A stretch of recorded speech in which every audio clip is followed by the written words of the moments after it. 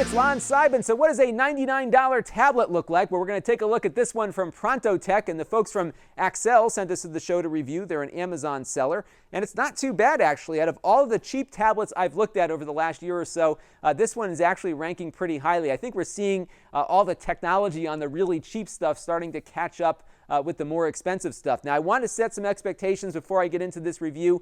This will in no way compete with any of the Tegra-based Android tablets out there. It doesn't look as good. It doesn't feel as good. It's certainly not going to perform with games as well, but it is a $99 tablet that is actually quite useful. So it's got a 10-inch screen here. It's 1024 by 600, so you're not going to have any high DPI Retina displays here. The viewing angles aren't too bad on it. It's not certainly an IPS display that'll be on more expensive tablets, but you can actually look at it from a couple of different angles, at least within reason, without losing image clarity, and it even functions quite well in portrait mode as well, even though it's a bit narrow here because it's a very narrow 16 by 9 display. So it's actually a little bit more usable than some of the cheap tablets I've seen from other manufacturers. You got a little webcam in the front here. Inside, it's got a gigabyte of SD RAM, 8 gigabytes of flash storage, 802.11n wireless, and a 4-hour battery. It is running Android 4.4 KitKat, so it's relatively up to date with its operating system, and the manufacturer says they will update it on a regular basis. They actually give you a 1-year warranty with this as well. I don't have a lot of experience with the company, so I can't really speak to the quality of that warranty, but they do say they'll back it up for a year after purchase, which is a lot for a cheap tablet, because a lot of times these manufacturers tend to disappear. On board, you've got one of these allwinner Chinese chips. It's a quad-core chipset. It can support 4K out the HDMI, they claim. I don't have a 4K TV right now to test it with, but they do say it'll do that. Maybe we'll give it a shot with some Blu-ray 1080 movies in a few minutes to see how it fares there.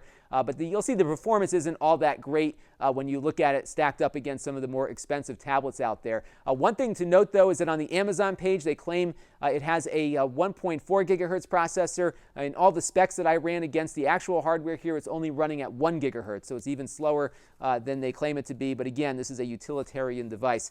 On the back here, we've got a few little buttons and some other features. You've got a 2-megapixel camera back here for taking still images and video. On the front, it's got a little VGA camera for web chats and that sort of thing. It has a built-in microphone here. You've got your power button here and the home button. They both feel the same, so you have to kind of know where to look for them. Here you've got a TF card slot, and in China they call these TF cards. In other parts of the world, in the United States, we call them MicroSD cards. The same, pretty much the same card. You can expand the storage there if 8 gigs is not enough for you. It's got DC input for regular power, as well as a USB input here that you can plug in for power, and it also comes with an OTG cable, so you can use this as a USB host adapter for plugging in game controllers or memory sticks and that sort of thing as well. And of course, you've got HDMI out here and a headphone jack plus a speaker. So that is the overall hardware. Let's take a look at a couple of popular Android games, maybe one popular Android game, and then we'll look at some of its other performance features as well. So I went on the Google Play Store tonight to try to find a popular game that would be a good example of a real-world game running on the device. So I found FIFA 15, which just came out from Electronic Arts recently, and it actually runs really well. I'm actually surprised by how nicely it does run, considering how low-end this hardware is. And I'm not sure if maybe EA turns down some of the settings based on what it's detecting for hardware, but this is playable. It is smooth. It's really a functional game, and that's pretty cool that you can, get a more recent tablet game and actually run it at a decent clip on a $99 tablet. Now, that said, when we started to look at the benchmarks involved, it tells a different story. So it's really, fun to see the difference between like a real-world application and a benchmark. The 3D Mark benchmark came in at 3,494.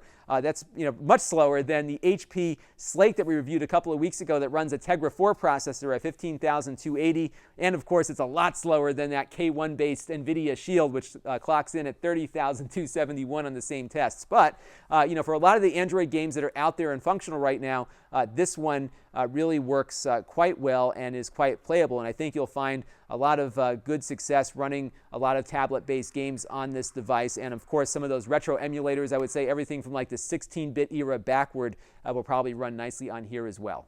Now, where a device like this really shines is in more of these kind of utilitarian tasks like remote control apps and email apps and web browsing apps and that sort of thing. And a viewer of my YouTube channel, Veronica Burgos, wrote in and wanted me to check out how this Yatze controller works with XBMC. As you can see here, it works really quite nicely. This is probably the biggest remote control you'll ever use, but it's certainly great for those kinds of things. Maybe a 7-inch tablet might work better in this regard, but this gives you a sense that whatever runs on Android will likely run on here, and because it's running KitKat, it is fairly up to date for a lot of what might be out there.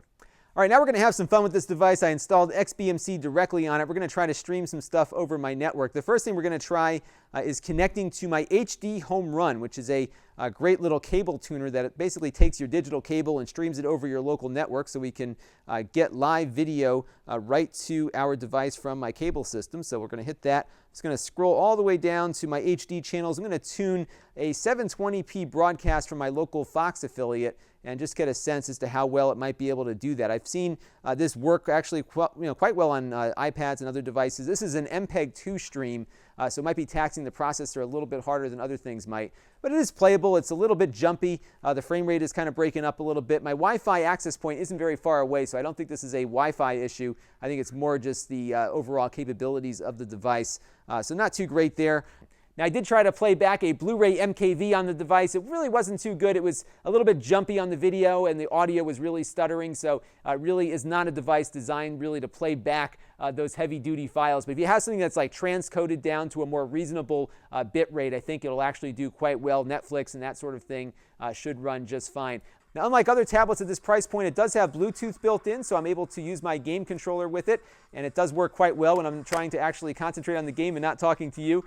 And one thing I did find, though, is when I plugged in a Bluetooth keyboard, it was printing nothing but Arabic for some reason. I couldn't figure out how to get it to default back to English. So that was one issue I found with the Bluetooth, but it might have just been the keyboard I was using. It may have just been a problematic keyboard or something like that. So, but overall, I have to say, this is, for $99, this is not a bad deal. It's going to be rough around the edges. You're going to find issues with it that it might not run a particular app that you want as well as you'd like. But I found it, at least in my testing, to be good enough to do a lot of the basic tasks that you would spend $99 on a tablet for, and I was surprised that it did some of those things as well as it did. So that is the Prontotec 10-inch tablet, and this is Lon.TV. Thanks for watching.